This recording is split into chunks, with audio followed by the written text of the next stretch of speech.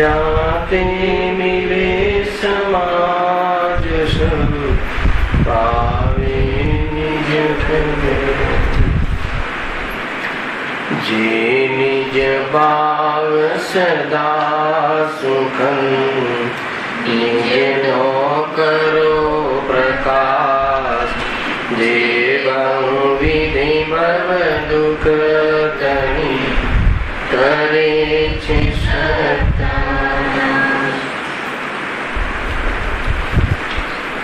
श्री मोक्षमार्ग प्रकाशक से ત્રીજા અધિકાર ઉપર આપણે સ્વાધ્યાય ચાલી રહ્યો છે.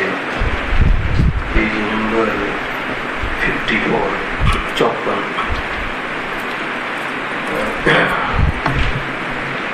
ટોપિક છે ચારિત્ર મોહથી દુઃખ અને તેના ઉપાયોનું જૂઠાણું. એની જે રૂપરેખા છે, એના જે કન્સેપ્ટ છે, એની ચર્ચા આપણે ગયા વ્યાખ્યાનમાં કરી. કુલ મળીને ટોપિક એ પ્રમાણે છે અહીંયા કે ચારિત્ર મોહની કર્મના ઉદયમાં થતા જીવને ક્રોધાદી ભાવોથી ક્લેશને પ્રાપ્ત થાય છે, ઘણો દુઃખી થાય છે અને કશાયની પૂર્તિ અર્થે બહારમાં અનેક પ્રકારના કુકાર્યોમાં પ્રવર્તન કરે છે. અનેક કુકાર્યોમાં એના પ્રયોજનની સિદ્ધિ કરવા અર્થે વર્તે છે અને અંતમાં એ કલેશને પ્રાપ્ત થાય છે. મૂળ વાત જેમ કે પહેલો પેરેગ્રાફ આપણે એમાં ક્રોધમાં પૂરો થયો હતો. ક્રોધના ઉદયમાં જીવ બીજાનું બુરું ચાહે છે, કોઈ બી કિંમત ઉપર બુરું ચાહે છે. પોતાને નુકસાન થવું હોય તો થાય તો પણ બુરું ચાહે છે. ક્રોધમાં અંધ જેવો થઈ જાય છે. ઘણું બધું લીધું હતું એમાં. ભાન ભૂલી જાય છે. કોઈ વડીલ કોઈ પૂજ્ય જનને સમજાવે તો પણ એનું અપમાન કરી નાખે છે. એવા ક્રોધની અંદર એવી જાતિની પ્રવૃત્તિ કરે છે. એમાં અંતિમ જે બે લીટી હતી ત્યાંથી મેં વાત કરી હતી કે આપણે આગળ વાંચીશું. પહેલા પેરેગ્રાફના વળી અન્યનું બુરું ન થાય તો પોતાના અંતરંગમાં પોતે જ ઘણો સંતાપવાન થાય. આ મૂળ વાત છે. અહીંયા શું પ્રૂવ કર્યું છે? ક્રોધમાં શું કરે છે એટલું નથી બતાવું. સંતાપવાન થાય, દુઃખી થાય. કર્મના ઉદયમાં ક્રોધાદી થાય છે અને ક્રોધાદીમાં શું કરે છે એ એટલા માત્રથી આ ટોપિકની ચર્ચા નથી. એમાં ઘણો સંતાપવાન રહે છે. અને મૂલ્યમાં શું વિઝન આપ્યું, શું દ્રષ્ટિકોણ આપ્યો કે અન્યનું ગુરુ ન થાય તો પોતાના અંતરંગમાં પોતે જ સ્વયં પોતે જ શબ્દ નાખીને શું કહ્યું કે એવી કોઈ અહીંયા વાત નથી કે કોઈ એને મારે છે, કોઈ એને લૂંટે છે, કોઈ ગાળ આપે છે, એવું પણ નથી. અર્થાત કોઈ પોતાને કોઈ નુકસાન થઈ રહ્યું હોય એવું પણ નથી. પોતાનો બિઝનેસ તો બરાબર ચાલે છે, બરાબર નંબર 1 ચાલે છે, પણ બીજાનો કેમ ચાલે છે એનું એને એના એ વ્યક્તિ પ્રત્યે ક્રોધ હોવાથી ભલે પોતામાં કાંઈ પ્રોબ્લેમ ના હોય, પોતાને કોઈ નુકસાન ના થતું હોય તો પણ એનું સારું થતું હોય તો આ જીવ સંતાપવાન રહે.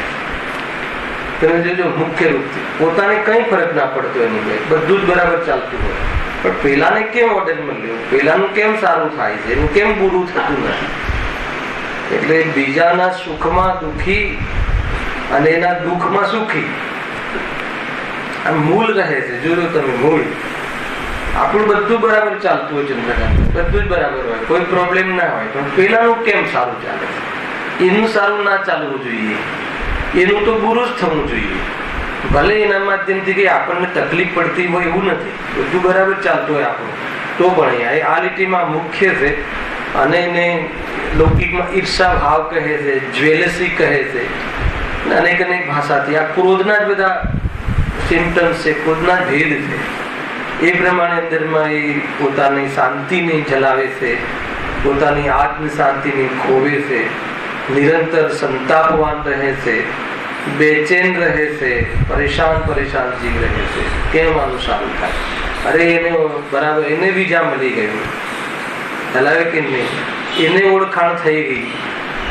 કોઈ મહાપુરુષ એની જોડે વાત કરે તો પણ આને અંદરમાંથી એમ થાય કે જાણે પોતાનું કઈ જતું રહ્યું હોય. એવી રીતે આ બહુ જ ક્રોધમાં વિજાતિનો સંતાપ નોંધો કરે છે. એટલે ઉદ્દેશ્રી કહે કે બીજાનું કઈ બુરું કરી શકે એ વાત અહીંયા નથી. કોઈ દ્રવ્ય કોઈનું બુરું કરી શકે એમ તો છે જ નહીં, પણ બુરું ચાહી શકે જરૂર, અજ્ઞાન અવસ્થામાં. ઈષ્ટ અનિષ્ટની કલ્પના કરતો બીજાનું બુરું જરૂર ચાહે, અને બીજાનું બુરું ચાહવાથી એનું બુરું થાય એમ છે નહીં, પરંતુ પોતાને તો સંતાપ ઘણો રહે છે, ઘણો તાપ રહે છે, ઘણો જીવ મતલબ કે ક્લેશવાનને પ્રાપ્ત થાય છે. અંતમાં કહે છે કે એ ક્રોધાદી ભાવ નિરર્થક છે, એનાથી કોઈ સાધ્યની અર્થાત તો કોઈ પ્રયોજનની સિદ્ધિ થતી નથી. અર્થાત તો એનાથી તું તારી ઈચ્છા જે છે એના અનુકૂળ કોઈનું પરિણમન થઈ જાય છે નહીં. એટલે આવા વ્યર્થ ભાવો કે જે તને સ્વયંને જલાવે છે, એ ક્રોધાગ્નિથી તું જ જલે છે, તો એટલી તો બુદ્ધિમાં લાવી અને એનાથી ભિન્ન સ્વભાવનું ભેદ વિજ્ઞાન કરી અને વાસ્તવમાં સ્વભાવની દ્રષ્ટિ કરવી જોઈએ. મૂળ વાત આ છે ભાઈ. ઘણી વાર એમ થાય કે આજે પરમ આવશ્યક અધિકાર ચાલતું હતું ને, ઉદગમભાઈ 6 આવશ્યક ને અનુપાદે કહ્યું ને, એનું ફળ જે છે એ ચાહતા નથી. 6 આવશ્યક, આ 9 પરથી સુગાણી જે ફોટો ખેંચ્યો, કયું આવશ્યક એક છે કે 6 આવશ્યક નથી, એક આવશ્યક છે. શુદ્ધાત્મા પરમ આવશ્યક છે, એની ઉપલબ્ધિ પરમ આવશ્યકની પ્રાપ્તિ છે. તો ઘણીવાર મને એમ થાય કે જે દુનિયાની અંદર પ્રશંસનીય ભાવો છે, લોકમાં જેની પ્રશંસા થાય, કોઈ 6 આવશ્યકનું જીવન જીવતું હોય, પરંતુ ગુરુદેવ એને કસાયની મનતા કહી અને જે ધુલાઈ કરે, તો કોઈ જીવને ક્રોધમાં લાભ દેખાતો હોય તો એની તો દુકાન અર્થાત તો એની તો મંજિલ કેટલી દૂર છે. જે લોકમાં પ્રશંસા કરવામાં આવે છે, જીનવાણીમાં પણ નિશ્ચય નયના હસ્તાવલંબન જાણી અને કોઈ જગ્યાએ રહેવાને સ્થાન છે, એવા પરિણામોને પણ જ્યારે અનુપાદે અને વખાણવા જેવા નથી. આત્મ શાંતિમાં ખલેલ પહોંચાડવા વાળો ભાવ છે, તો પછી આ બીજાનું બુરું થાય અને પછી મને શાંતિ મળે, તો કોણ કોનું બુરું કરે? અને તારી ઈચ્છાના આધીન કોઈનું બુરું થાય એવું છે નહીં. છતાં જીવ અનાદિકાલથી એમ પરદ્રવ્યો પ્રત્યે આવી ભાવના રાખે અને એની ભાવના ફળે અર્થે અનેક નાના પ્રકારના પ્રયાસો કરે, તો એ જીવ પ્રભુભાઈ હર સમય કેવો આકુલિત થતો હશે. અને ગજબની વાત તો એ છે કે એમાં પાછું એમ થાય કે આ ઈષ્ટ છે, ઉપાદેય માને હે ને.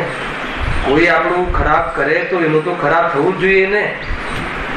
તો કોઈ તારું ખરાબ કરે એ વાત સત્ય છે કે નહીં એ જો, અને તું કોઈનું ખરાબ કરી શકે કે નહીં એ વાત જરા એકવાર વિચાર તો કરી જો.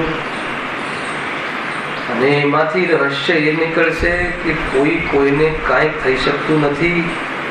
બધા જ દ્રવ્ય સ્વતંત્ર અને પરિપૂર્ણ છે. જો એ ફોટો ખેંચાય દૃષ્ટિમાં અને અંદરમાં પરિણતિ ત્યાં ભીગે, તો ક્રોધાદી ભાવનો અભાવ થઈ અને ક્ષમ્ય ભાવ, અંદરમાં ઉદાર ભાવ, નિરાકુલતા ભાવ, વિતરાગ ભાવ થઈ જાય.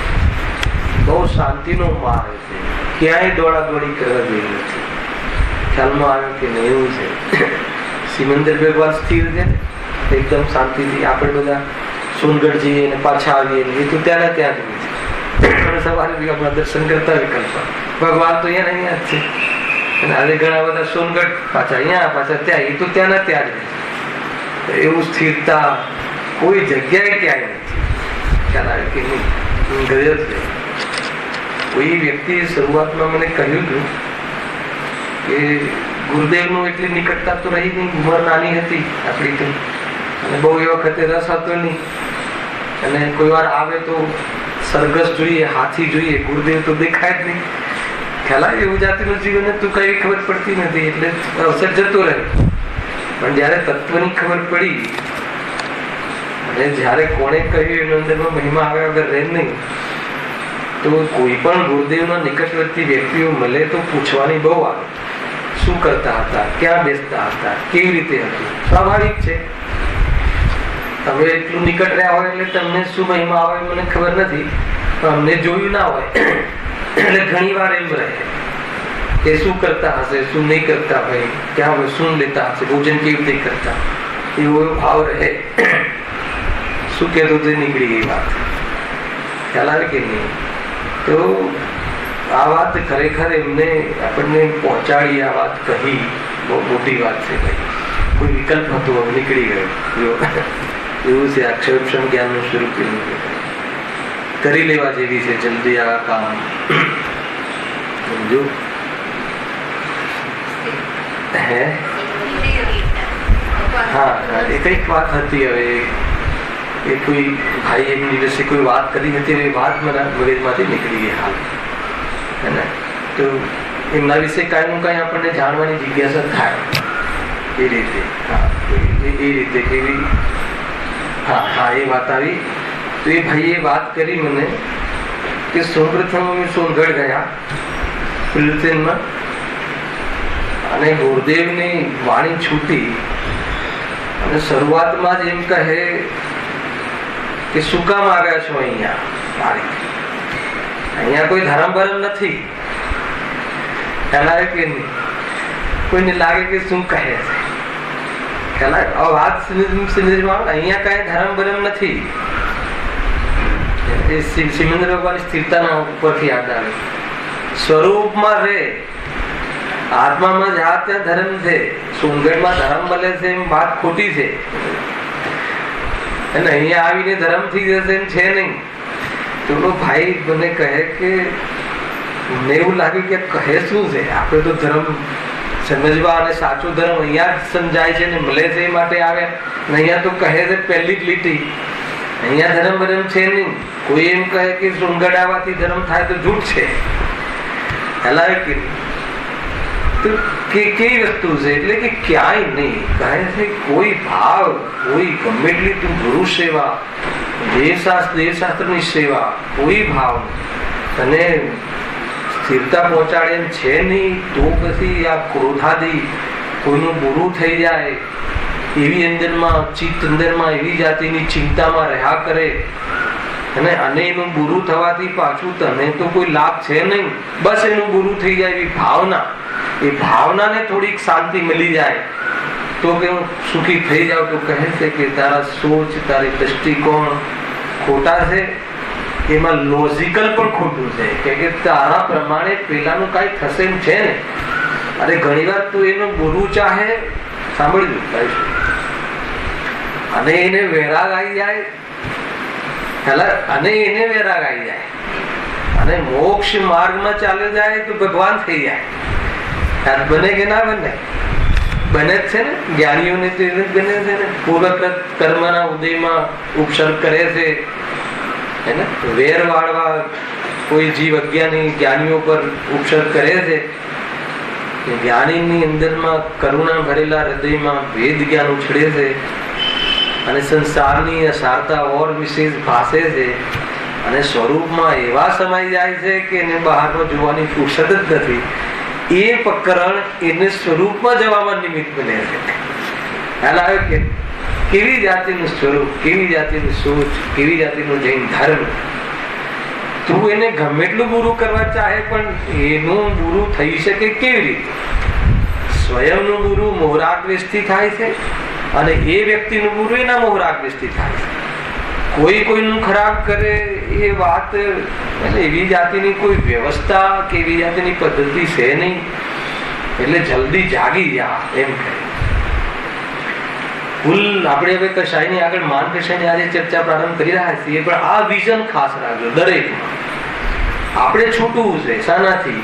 કશાયથી. આપણી કશાયથી આપણે પરેશાન. એવી ક્રોધ આવી જાય છે કે પરિણતિ સ્વરૂપમાં જવાના બદલે સ્વરૂપના વિરોધમાં ઉભો રહી જાય પોતે સ્વયં.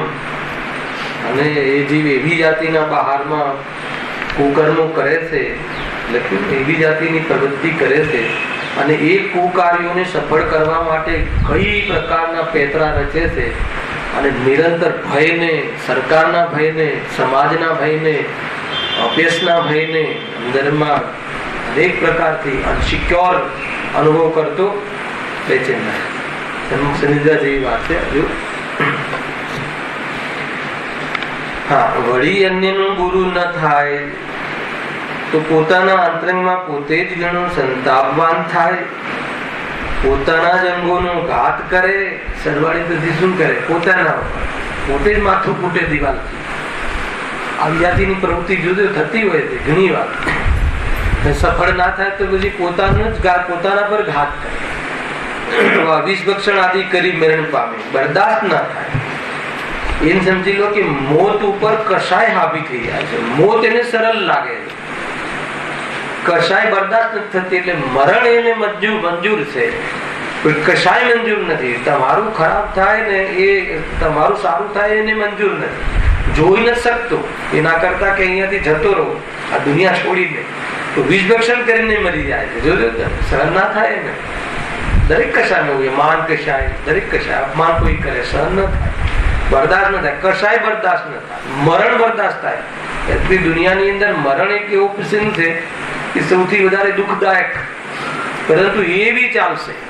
પણ કોઈ આ રીતે મારો ક્રોધ અથવા એ પ્રમાણે એની જો સંતુષ્ટિ ન થઈ, એની જો પૂર્તિ ન થઈ, તો એ જે વિષભક્ષણ કરી અને કોઈને કઈ બોલ્યા હોય તો ડરે, હવે વધારે નહીં બોલતા, હવે વધારે નહીં બોલતા. કેમ?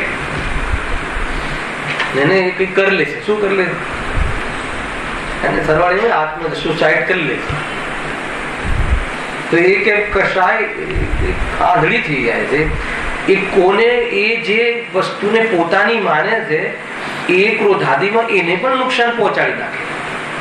જેને પોતાની માને, દેહને તો પોતાનું જ માને છે, એના માટે તો કરે છે, એને બી નુકસાન પહોંચાડે. તો આ રીતે વિષભક્ષણ આદિ કરી આ લોસ છે.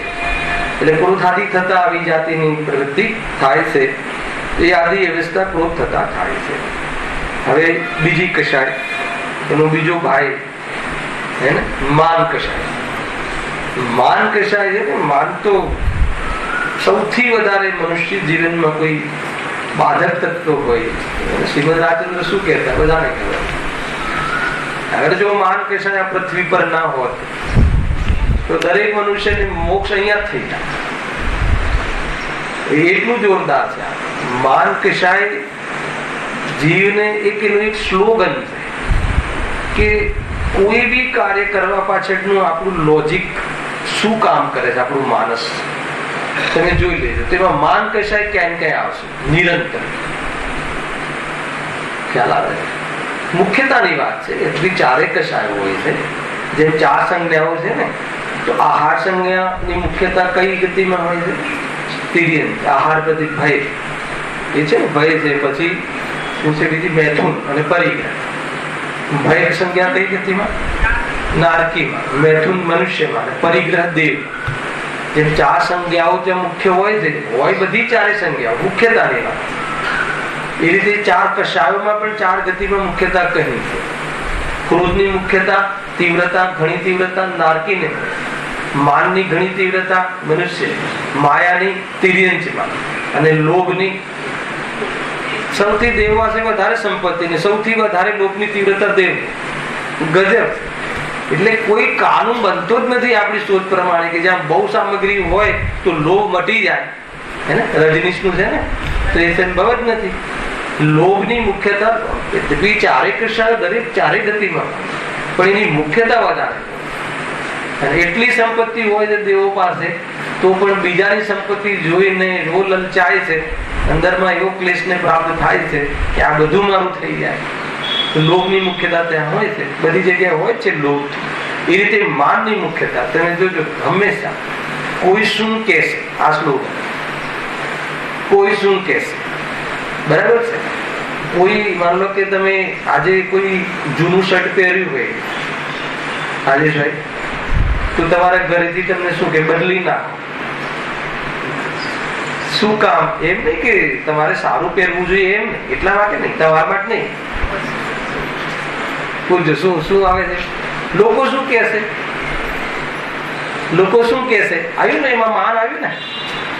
લોકો આપણા બારામાં શું સોચશે કે આ દરિદ્ર છે, આમની પાસે આટલું પણ નથી, તેથી મતલબ કે આપણું ત્યાં સન્માન નહીં જળવાય.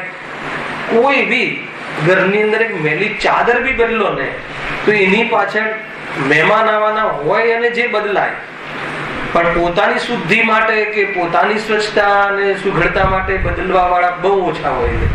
લોકો શું કહેશે એની પાછળ તમે જોયું, ઘર સાફ થઈ જાય, મહેમાન આવવાના હોય, પિયરી આવવા. આજે પિયરિયાની વાત આવી છે, કોઈને સમજણ નથી પડતી, સમજાવતા હતા ગુરુદેવ પિયરી, રોતો તો ને વળી પાછા પિયરિયા મળ્યા, એટલે કોઈ નહીં ખબર પડતી હોય. પિયરિયા એટલે માતા પિતા, વહુના, વહુ ઘરમાં રોતી હતી અને પાછો ભાઈ મળે એનો વધારે રડવા આવે ને, પિયરિયા મળ્યા તો ઓર રડવાનો ચાન્સ મળી ગયો.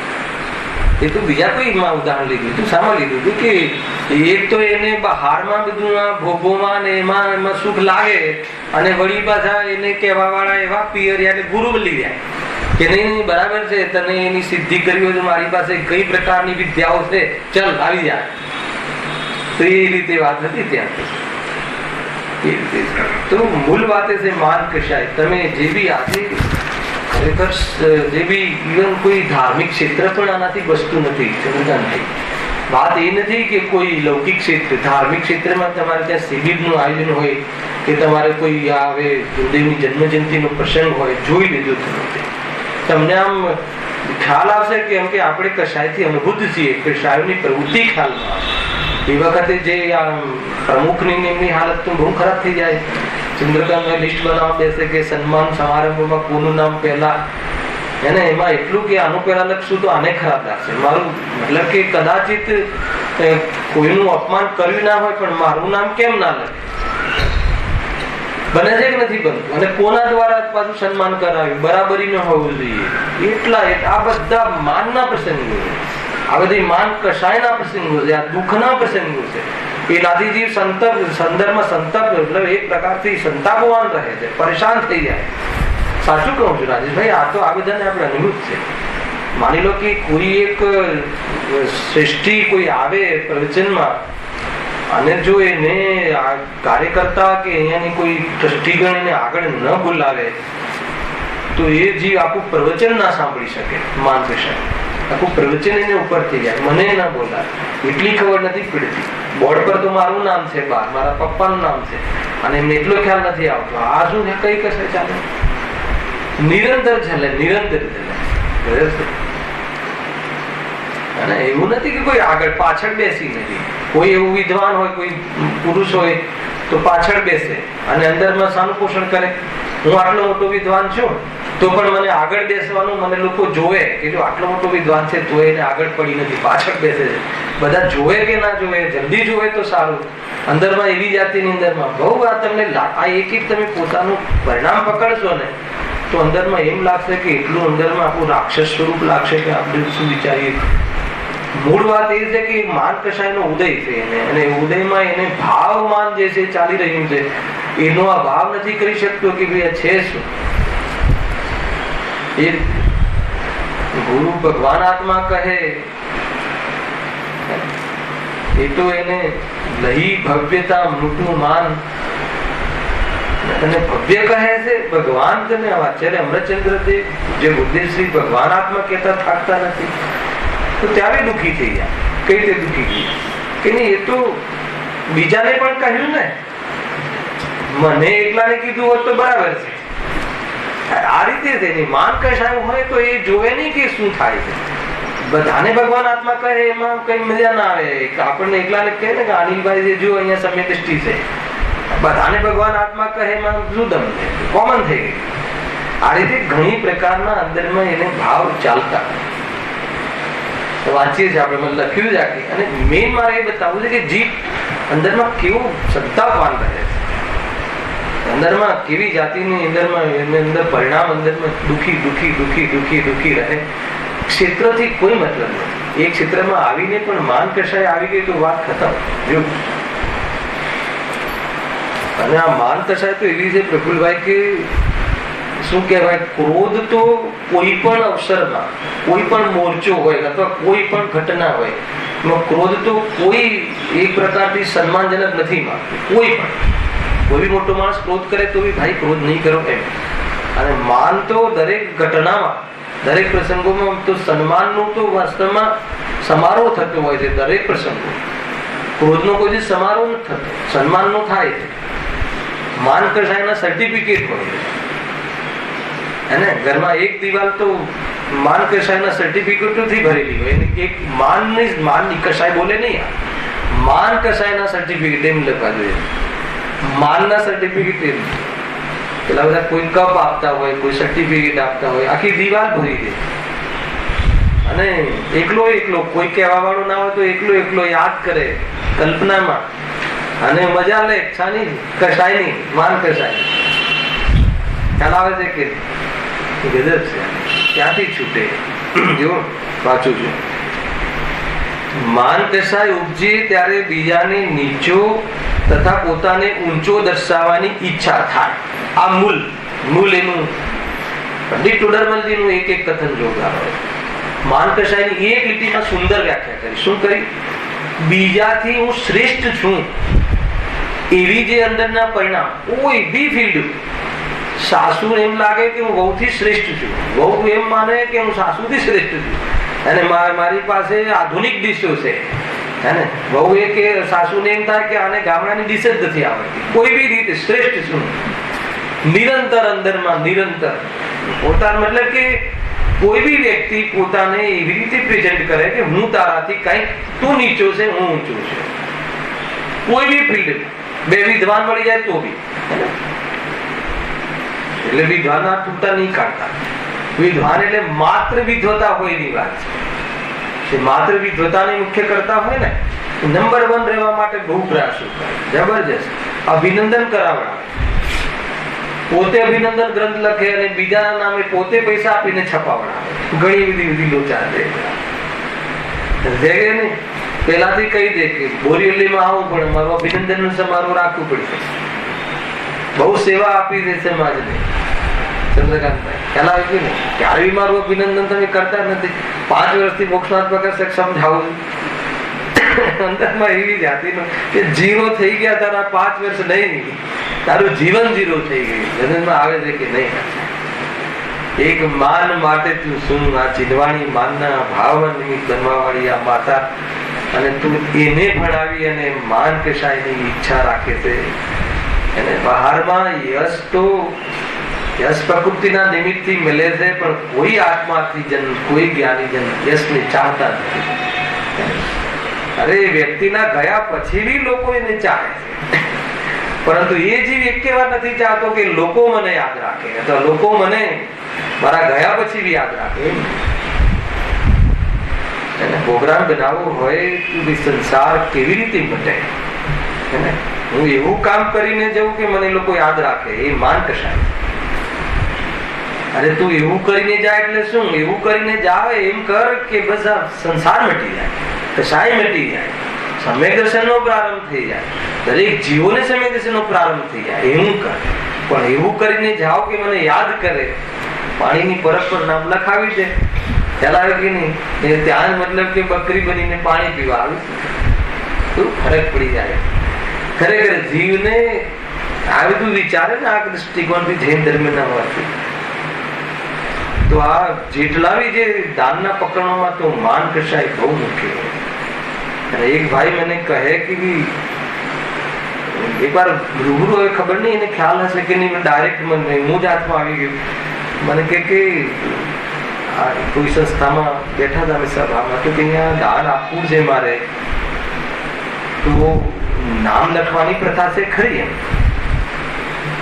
કારણ કે આપણે ત્યાં ઘણી વખત દાન આપો, અરે કોઈ પૂછે નહીં કોણ આપે છે. આપણે ત્યાં ગુરુદેવના લોકો પગથિયા પર મૂકીને જતા રહેતા પૈસા, સમજે કે નહીં, કરોડો રૂપિયા મૂકીને જતા રહે. એ પૂછ્યું હશે મને કે ભાઈ આપણે નામ બામ અહીંયા, ભાઈ મને હું વ્યવસ્થાપક નથી, તમે કાર્ય સમિતિમાં મળજો. ખ્યાલ આવે ને? એને પછી મારું પ્રવચન હતું, શું કહે સમજમાં આવે છે કે બહુ દોસ્ત જો તમે કેટલું ચાહે આપે, 11,000 એક આપે, અને એક છોકરાને હમણાં છોકરો નવો થયો હોય ને ત્યાં સુધી નામ લખાવે. 11 નામ હોય, 11,000 શું છે આવું? માર્કસર છે કે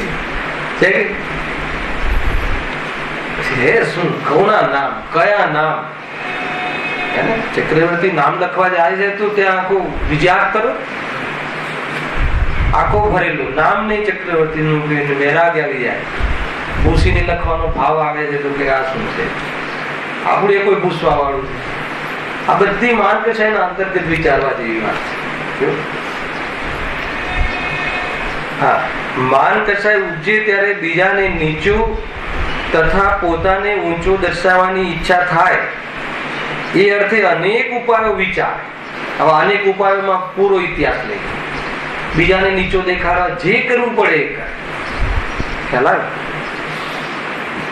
બધા જેવી મતલબ કે જેટલી જે પ્રકારની પ્રવૃત્તિઓ કરવી પડે બીજાને નીચો દેખાડવા માટે એ બધું કરે. જો અન્યની નિંદા તથા પોતાની પ્રશંસા કરે. આ બહુ એક જબરજસ્ત માન કૃષ્ણનું આ સ્વરૂપ છે, અવગુણ છે.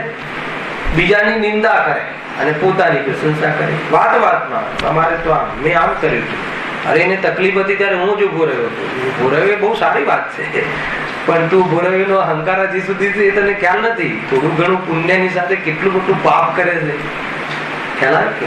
બહુ પ્રશંસા કરે.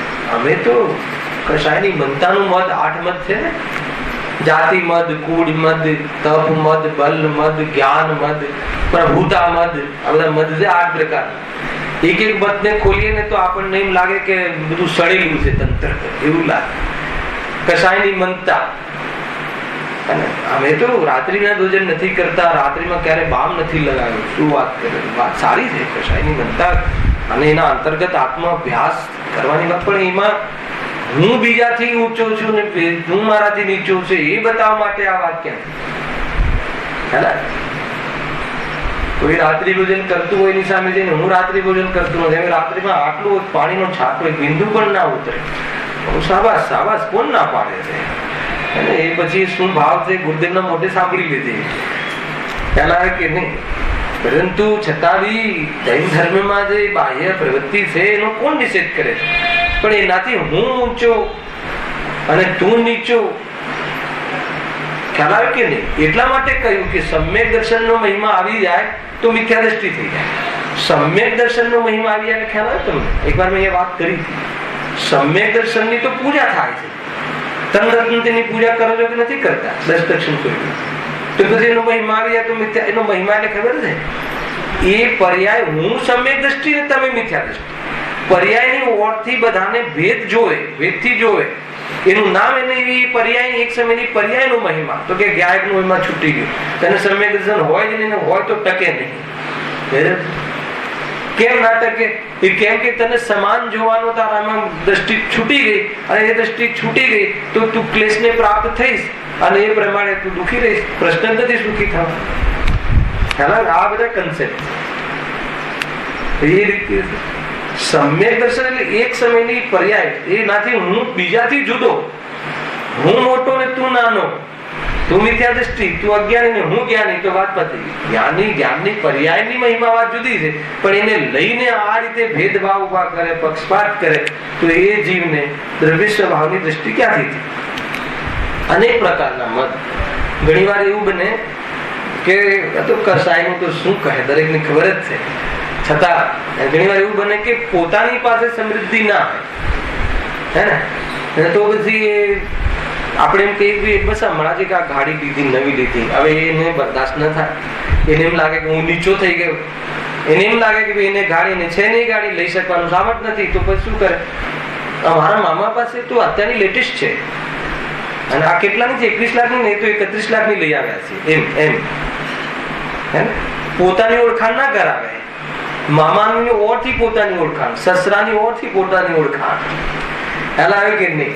તો આ બધું શું છે? માન કશા એનું કામ કરી દે છે. દુઃખી થયું છે, દુઃખી રહે છે, અંદરમાં સંતાપ રહે છે, અંદરમાં ક્લેશ રહે છે. હું તો કહું છું ને, એટલા માટે એક જૈન ધર્મી જે હોય ને, એ પોતાનું જે પણ કોઈ બાહ્ય વૈભવ હોય ને, એ કોઈ જગ્યાએ આ કોઈને જેલસીનો કે કોઈને એ પ્રમાણે નિમિત્ત બને ને એ દ્રષ્ટિએ એને બતાવવા જેવો પડે. પેલા તમે એવા સાદાઈથી રહો કે જે બીજાને, એક તો દરેકને વૈભવનો મહિમા આવે છે અને એને પોતાની પાસે હોય નહીં તો અંદરમાં પરેશાન થઈ જાય. જેટલા બી પ્રકરણ સંસારની અંદર જોવા, આનું પાથરે છે, શાના માટે પાથરે છે? શું કામ પાથરવું પડતું હશે? બતાવો બહેનોના વિશે શું કામ આનું પાથરે? બહેનોને બોલાવવાને ત્યાંનું એક રેકોર્ડિંગ કરી લેવા જેવું છે, અને એક રેકોર્ડિંગ ગુરુદેવના પ્રોજેક્ટ પછી મૂકવા જેવું છે. આપણને આપણું સ્વરૂપ ખ્યાલમાં આવે એક રેકોર્ડિંગ ખરેખર. તો આપણને એમ લાગે કે આ બધા નખરા છે, બંધ કરી દેવા જેવું. શું મતલબ છે? આણું પાથરીને શું અપત છે? અરે બીજાને કેવું લાગશે એ માટે માની લો કે તમારું 1.5 લાખનું જે કરવાનું હોય તો બીજો દાગીનો મૂકી દેજો, નહીં તો દુનિયાને શું લાગશે? શું લાગશે? પણ તમે જેવી સ્થિતિ છે એવી બતાવો કે અમારી કેપેસિટી આટલી જ છે, એમાં વધારે મજા છે, સહજતા એમાં. મારી બહારની ક્ષમતા, આમ તો અંદરની કેવળ જ્ઞાનની ક્ષમતા છે, અંદરમાં જેને ભાઈ હોય એને બહારના જે સંયોગોમાં જે ક્ષમતા છે યથાર્થ જ્ઞાન કરે કે ભાઈ મને કર્મ પ્રમાણ, પુણ્ય પ્રમાણ મારું જે બાહ્ય વિસ્તાર આટલો જ છે, એનાથી વધારે અપેક્ષા અને આકાંક્ષા અને વાસના રાખવી એનું નામ જ મોહ છે. પુણ્ય પ્રમાણ તમને જે પત્ની મળી, જે પતિ મળ્યા, જે પુત્ર મળ્યા, જે ઘર મળ્યું, અને એ બધું તમારા કર્મના દાયરામાં છે, અને એમાં જો એ કર્મની ઓળથી પણ સંતુષ્ટિ ના હોય તો સમજી લેવું કે આ જીવનનો તીવ્ર છે. બહારમાં જે પણ કઈ મળ્યું એ કર્મ પ્રમાણની થિયરી પ્રમાણે વ્યવસ્થા છે, અને કોઈને એના કર્મના ફળના એ પ્રમાણે છે, કોઈને પુણ્ય પણ ભોગવવું પડે છે. ચક્રવર્તીને નથી ગમતું, નથી પોસાતું, પરંતુ એને એટલું ન જોઈતું હોય તો એ પછાડ આવ્યા જ કરે છે. કેમ કે એના એ પુણ્ય બાંધેલા છે તો ક્યાં ફ્લો થાય? અંદરમાં એનો રસ ના હોવો, અંદરમાં એનો મહિમા ના હોવો, એનાથી કોઈ લાભ ના માનવું, એનાથી પોતાને અધિક ના માનવું, એ છે એટલે હું મોટો છું એમ ના માનવું, અનંતાનુબંધી માન છે.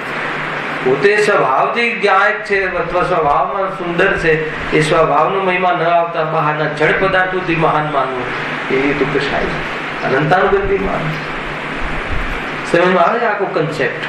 એટલે જે જો સ્વરૂપમાં સંતુષ્ટિ એ તો મૂળ વાત છે, પરંતુ લૌકિક દ્રષ્ટિ એવી અને આગમની અપેક્ષા જોવામાં આવે તો તને જે ઉપલબ્ધિ થઈ છે બહારમાં, એને એ તારા કર્મના પ્રમાણમાં, એના દાયરામાં રહીને મળેલી ચીજો છે. તું લાખ પ્રયાસ કર તો એનાથી એક પાય વધારે આવે એમ છે નહીં, અને આવી જઈને તું સુખી થઈ જઈશ એમ તો 3 કાળમાં નથી, પરંતુ આવી જશે એમ પણ નથી. એટલે તું જે બહારમાં જે રીતે છે એની તું ક્ષમતા છુપાવ નહીં, અને અંદરમાં ધર્મ કરવાની તારી શક્તિ પણ છુપાવ નહીં. આપણે 2 જગ્યાએ ચોરી કરીએ છીએ, ખ્યાલ આવે કે નહીં? બરાબર. બહારમાં બી છુપાઈએ છીએ, જે હોય એવું ના દેખાઈએ, એનાથી વધારે દેખાવા ભાડેથી લઈ આવીએ ને અહીંયાથી લઈ આવે ને બીજાનો હાર પહેરાવડાવીએ ને આમ છે તેમ છે છે શું તકલીફ? અને ખરેખર એનાથી જીવને વધારે તકલીફ પડે છે. પણ જે સહજ હોય એ બતાવવામાં આવે તો કઈ એમાં કોઈ પ્રોબ્લેમ નથી, અમારી આટલી જ કેપેસિટી છે, આ રીતે જ છે. ખ્યાલ આવે? અને જે અંદરમાં કેવલ જ્ઞાનની શક્તિ છે એને છુપાવે છે, અને એને કસાયની મનતામાં 2-4 લાખના દાનમાં સંતુષ્ટ થઈ જાય. પોતાની પર્યાયમાં આનંદ સુખનું દાન દેવાનું તું દાતા, 2-5 કરોડ એવી આડતિયા એવી તું આપવા વાળો કોણ? એને પુણ્યના ઉદયથી મળ્યું છે, તું તો દલાલ છે, બ્રોકર છે. આપણે તો અહીંયાથી અહીંયા જેનું છે એને સોંપી દીધું, છતાં એમ કહે કે મેં દાન આપ્યું. અને તારી અનંત ચૈતન્ય શક્તિ મૂર્છાઈ જાય છે, અને એ મૂર્છામાં તું ભેદ વિજ્ઞાન નથી કરી શકતું અને મોહિત થઈને આત્મકલ્યાણના અવસરો ખોઈ દે છે, એવું સ્વરૂપ છે ભાઈ. જાણવા જેવી વાત છે. બરાબર છે ને? કેટલો સુંદર માર્ગ છે, કેટલો સરળ માર્ગ છે. કોઈ બી ક્ષેત્રમાં જે હોઈએ એવું રહેવું બહુ ઉચિત છે. જે હોઈએ એટલે તો પેલા મૂળ ક્ષેત્ર તો આપણે ચેતન, હું ચેતન છું, જળ જળ છે, હું ચેતન છું એવું માનવું એ બહુ મુખ્ય છે. તો એનું તો શરૂઆત થઈ ગઈ, મોક્ષ માર્ગ પ્રારંભ થઈ ગયો. અને બીજી દ્રષ્ટિથી બી પર્યાયની ઓરથી પણ જોવામાં આવે તો જેવી પોઝિશન છે એવી પોઝિશનને ત્યાં શો અપ કરવું અથવા એ પ્રમાણે પોતાને એ દાયરામાં રહીને વિચાર કરવો, એનાથી એટલી શાંતિ મળશે ને. હે ને? કેપેસિટી હોય 1 લાખની અને 10 લાખની કેપેસિટીની અંદરમાં આસક્તિ અને એનો પ્રયાસ જોઈ લેજો, અપરાધ કરાવશે. ખ્યાલ આવ્યો કે નહીં? જરૂરિયાત જે હોય, જે સામાન્ય જરૂરિયાત, છાસ રોટલા વાળી જરૂરિયાત, એનાથી વધારે જે ઈચ્છા અથવા વધારે આશા છે ને એ જીવને અપરાધ કરાવે. એટલે આ રીતે છે ભાઈ. ખ્યાલ આવે કે નહીં? હમણાં મારે એટલી લાંબી ચર્ચા નહીં કરું અહીંયા. વોટ બાબતમાં ચર્ચા થઈ હતી, મને વોટ આપવો કે ના આપવો એ બાબતમાં ઘણી ચર્ચા. એક પોણો કલાક એમાં જતો રહે. તો એમાં એક ભાઈ મને એમ કહ્યું કે આપણું દેશ પ્રત્યે લખ્યું છે ને પૂજામાં, દેશ પ્રત્યે પણ આપણું કર્તવ્ય. એટલે કીધું કર્તવ્યમાં વોટ આપવો એ કર્તવ્ય નથી, એટલું જ નથી. બીજું કર્તવ્ય કોને કહેવાય ખબર છે? કર્તવ્યનું સ્વરૂપ જાણીશ ને તો એમ લાગશે કે આપણે કર્તવ્ય ભૂલી ગયા છે. દેશ પ્રત્યે, આત્મા પ્રત્યે તો ભૂલેલા જ છીએ. ગુરુદેવ આજે કહ્યું ને, એ ભૂલી જઈશ, એ યાદ રાખીશ તો આ ભૂલી જઈશ, આ યાદ રાખીશ તો એ ઓલું ભૂલાઈ જ જશે. એવી સુંદર વાત કોઈ કરી. દેશ પ્રત્યે કર્તવ્ય એટલે ખબર છે કે પૂરો ટેક્સ ભરવો, સંવિધાનમાં જે કહ્યું છે એ પ્રમાણે રહેવું, રોડ પર કચરો ના નાખવો, હે ને? બહારમાં કોઈ બીમાર પડી, કઈ કૂતરું બિલાડું મળી એટલે તકલીફમાં હોય તો એને લઈ જઈને ભરતી કરવી. આ કર્તવ્ય કોઈ દેશ નું ભાવ્યું છે? પોતાના દેશ પ્રત્યે કર્તવ્ય નિષ્ઠા પણ એ જુદી વાત છે. એટલે ઘણી બધી ત્યાં ચર્ચા થઈ હતી.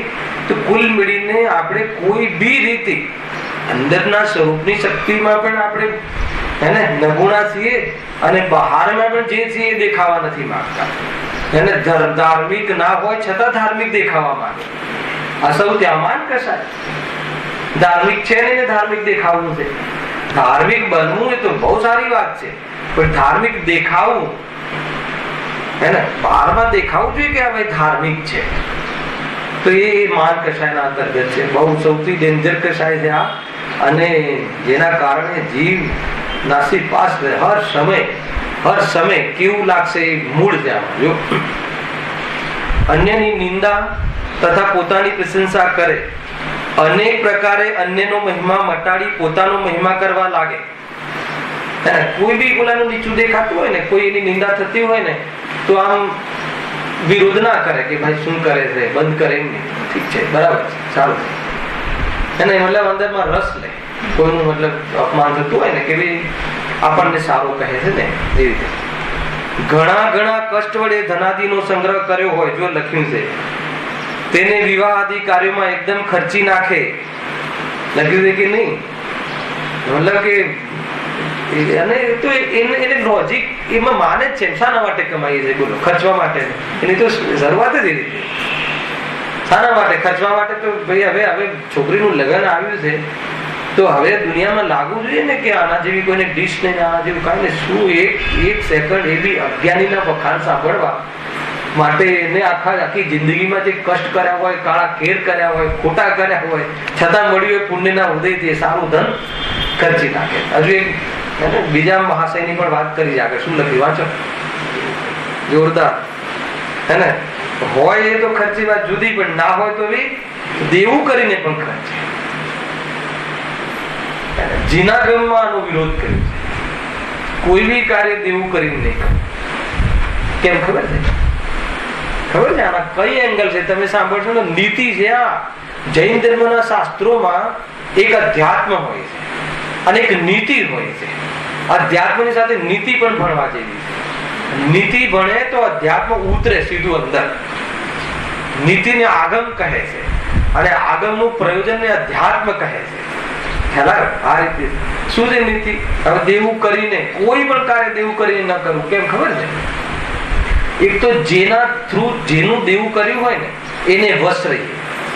એટલે એ એમ કહે ને કે એના ઓબ્લાઇઝ થઈ ગયા ને આપણે અત્યારની ભાષામાં. હવે એમ કહે અમારે ત્યાં અંબે માતાની મૂર્તિ પધારવાની છે, અંબે માતા પધારવાના છે અને રાતના ભજન છે તો તમે જરૂર આવો. હવે તમે શું કરશો? ઓબ્લાઇઝ થયેલા હોઈએ ને આપણે, દેવું લીધેલું હોય, પાછી ધન લીધેલું હોય, એટલે એ સાચવવા માટે પણ એને ખોટા ધર્મની અનુમોદના કરવા પહોંચી ગયા. એટલા માટે કહે છે દેવું નહીં કરે. બીજું, નિરંતર ચિંતા રહે છે ચૂકવવાની સજ્જન જીવને. અને એ ચિંતામાં શાસ્ત્ર પ્રવચનમાં પણ હું વિદ્વાન આત્મા છું એ વાત સાંભળવામાં એનું મન નથી છોડતું. ખરેખર આ નીતિ તમને એવું લાગે કે ધર્મ કોઈ સામાન્ય નથી કે તમે આમ. એ તો ગુરુદેવે જે સમ્યક દર્શનની ઓરથી જે ચર્ચા કરી ને એ એટલા માટે કરી કે જીવના એ વખતે જે દિગંબર સમાજમાં એમનો પ્રવેશ થયો ને ત્યારે અમારે ત્યાં જે બાહ્ય જીવન તો અમે યાદ છે મને કે અમે પણ રવિવારના વ્રતો કરતા હતા એ વખતે. મતલબ કે બાહ્ય જીવન તો જબરજસ્ત ખાનપાન સંબંધી બહુ જ સંયમિત હતું.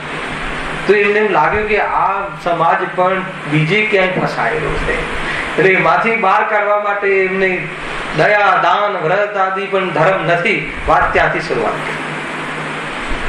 પેલા એ કે નહીં, યદ્યપિ દયા દાન વ્રત આદિ જ્ઞાનીઓને જ હોય છે. સાચી દયા સાચા વ્રત કોને હોય? જ્ઞાનીઓને. પછી એમને બીજું સ્ટેપ કહ્યું હે ને, અજ્ઞાનીને વ્રત સાચા હોતા નથી, વ્રત જ્ઞાનીઓને સાચા હોય. પેલા એમ કહ્યું કે દયાદાન વ્રતાદિ ધર્મ નથી, અને પછી કહ્યું કે વ્રતાદિ જ્ઞાનીને સાચા હોય. મેચ કરો, હવે મેળ કરો. ખ્યાલ આવે ને? એટલા માટે નીતિ એમ તમને એમ લાગે કે અષ્ટમ પષ્ટમ ગમે એમ હોય અને તમને આત્મા દેખાઈ જશે. ક્યાંથી દેખાય? અંદરમાં આટલી આડોડાય ને આટલી મતલબ ક્લેશ હોય અને આપણે એમ કહીએ કે મને આત્મા પહેલા નંબરમાં બેસતા હોઈએ સાંભળવા તો કે ભાઈ આત્મા અમને જણાઈ ગયો છે તો બ્રહ્મા નહીં રહેતા. એમ છે નહીં. આ તો કરુણાનો માર્ગ છે ભાઈ. આ તો અંદરમાં વિધવાનો માર્ગ છે. અંદરનો પોત કરુણાનો ના હોય. કરુણા એટલે બધી ગુરુદેવ વાત કરે પોતાના પર કરુણા કરવા જેવી છે. પોતાના પર કરુણા કરવી એટલે શું? પોતાને કસાયથી, કસાયની મમતાથી, કસાયની મમતાના ફળથી એને વંચિત રાખવો, ભિન્ન જોવો, એનું નામ પોતાના પર કરુણા કરી. એવી જાતિના શું મતલબ કે ઉપદેશ શું મતલબ અંદરમાં સમજમાં આવે. વાતો બહુ ઊંચી કરી છે ને રાજભાઈ. એમાં સાર આ છે, એક એક લીટી તમને ખોલીને બતાવું કે આમાં શું કેવું છે જ્ઞાનીઓને એમના એક એક કથનમાં. એમ લાગે કે આટલા મોટા મેસેજ છે. એ સામાન્ય વાત નથી ભાઈ, સમજો.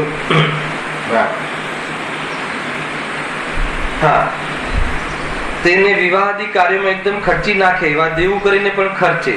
જો મરણ પછી મારો યશ રહેશે એમ વિચારી પોતાનું મરણ કરીને પણ પોતાનો મહિમા વધારવા પ્રયત્ન કરે. ગુરુદેવના પ્રવચનમાં આ લખેલું છે લીટી અને કે વગર કારણસર ત્યાં મતલબ કે દેશની સરહદ ઉપર બીજું કોઈ કારણ નથી ને, કોઈ પૈસા પૈસાની લાલચ નથી, પણ શાની લાલચ છે? માનની.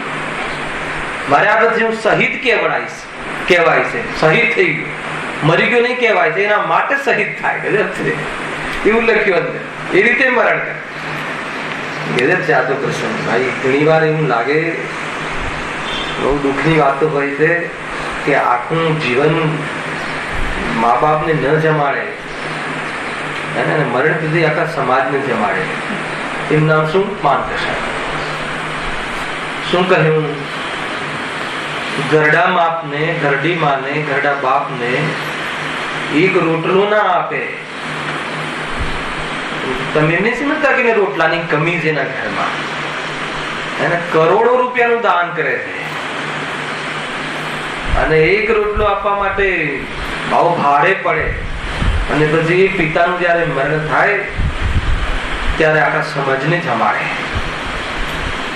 એની પાસે માનકશા જ કામ કરતી હોય ને, કેવું લાગશે નહીં જમાડીએ તો?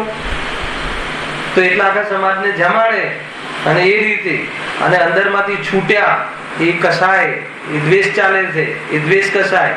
આખું સમાજ શું કે છે એ માન કસાય. બધી કશાયો એક સાથે એમ લાગે ને, એટલા માટે આ તો આખું કોકડું મારી બાંધીને ફેંકી દેવા જેવું છે. કશાયનો દમ નથી દુનિયામાં. એ ખરેખર એવું. આ તો આરાધનાનો માર્ગ છે ચંદ્રકાંત. કોને પોતાનું કેવું ને કોને પરાયું કેવું, किसको हम अपना कहे और किसको पराया कहे.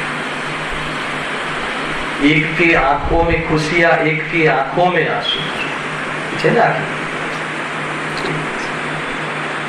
બહુ જોરદાર.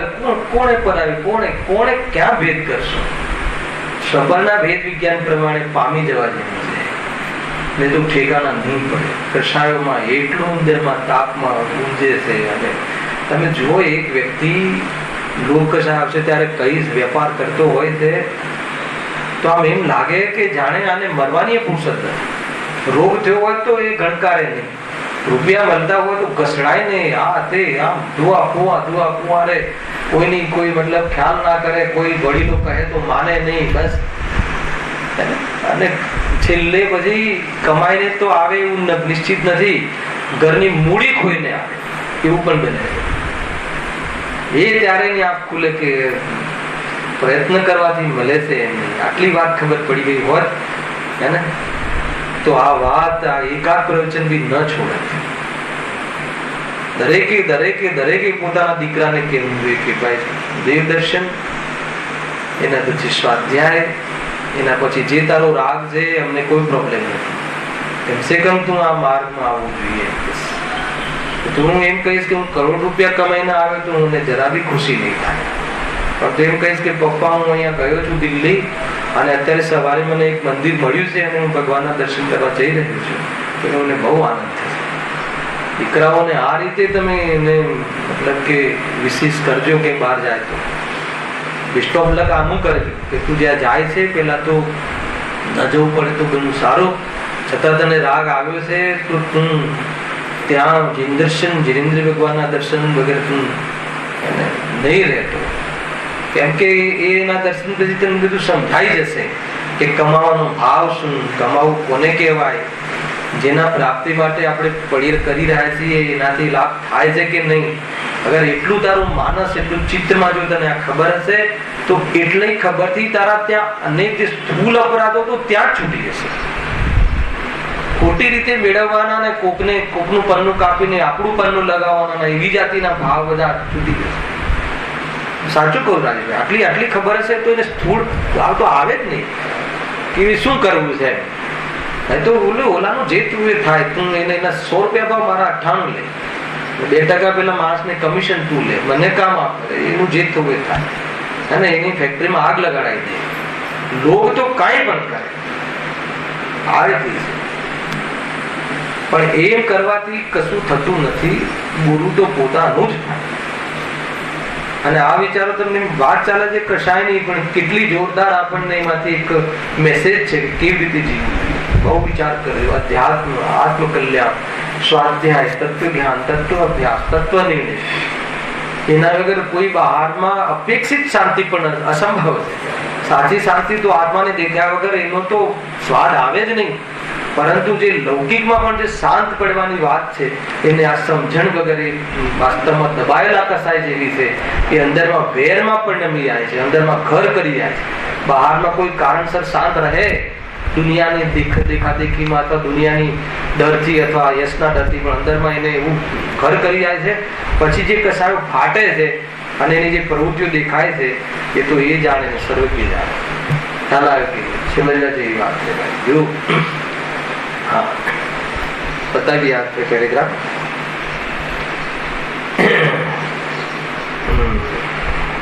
મરણ પછી મારો યશ રહેશે એમ વિચારી પોતાનું મરણ કરીને પણ પોતાનો મહિમા વધારવા પ્રયત્ન કરે. જો કોઈ પોતાનું સન્માનાદિક ન કરે તો તેને ભયાદિક દેખાડી દુઃખ ઉપજાવી પોતાનું સન્માન કરાવે. કેટલી રીતે બીજાને મતલબ કે ભય દેખાડે, મારું સન્માન, હું આવી રહ્યો છું, બરાબર થવું જોઈએ, નહીં તો આ ફંડ નહીં મળે. એને પેલા પેલાને 100 માળાનો 100 હારના પેલા નેતાજીમાં હોય, આપણે જૈન ધર્મ ના હોય, સન્માનનું તો કાઢી નાખવું જ જોઈએ આપણે ત્યાં. અને ઘણી વખત જીનવાણી વિરાજમાન હોય તો એ સન્માન ઠોક ઠોક કરે, કાર્યકર્તાઓ કરે છે શું? સન્માનની 3 ચીજો, દેહ, શાસ્ત્ર, ગુરુ, દ્રષ્ટિમાં શુદ્ધાત્મા, એ વિરાજમાન હોય જીનવાણી, અને આપણે કોઈનું સન્માન કરીએ અપમાન છે જીનવાણી. અને એ બી શાના માટે? તમે બહુ સારું રસોડું સાચ્યું. હાલા પ્રવચનમાં દિલ્હી હતા એમ નહીં, 6 દિવસ પ્રવચનમાં હતા એમ નહીં, શિબિરમાં બહુ સારું રસોડું સાચ્યું, બધાને બહુ આનંદ થયો, ઘણો આભાર. ચંદ્રકાંતભાઈ સમજવાનું બહુ વિવેક કરવા જેવું છે ભાઈ.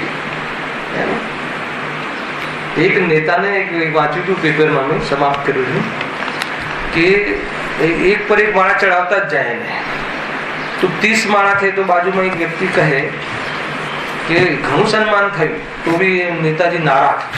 પેલા પૂછ્યું, નેતાજી કેમ નારાજ છો? આટલી બધી હવે તો તમારાથી બહાર બી કે મેં 100 માળાના રૂપિયા આપ્યા, હજુ 30,000 આપણે વાંચ્યું દીધું.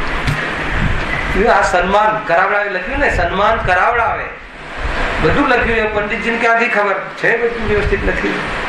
કુલ મળીને આપણે આ ચિંતનથી લેવું છે કે આવી કશાયોમાં જીવ સંતાપને પ્રાપ્ત થાય છે, અને એનાથી શાંતિને પ્રાપ્ત થવું હોય તો કશાયથી ભિન્ન ભગવાન આત્માને ઓળખી અને કશાયનો ભાવ કરવો, એ એજન્ડામાં લઈ લે. એટલા માટે ચર્ચા છે. સહેજાનંદ